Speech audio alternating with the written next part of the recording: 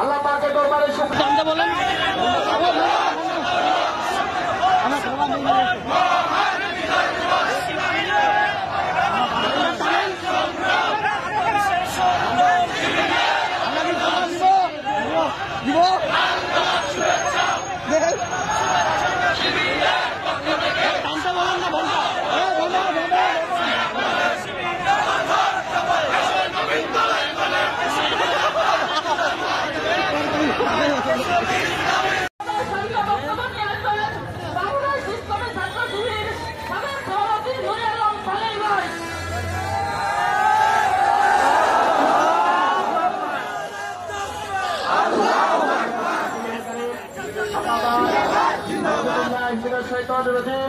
বিসমিল্লাহির রহমানির রহিম।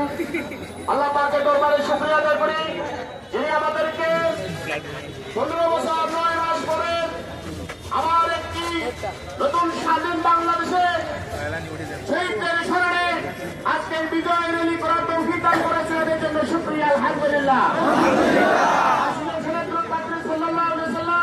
সম্মানিত উপস্থিতি,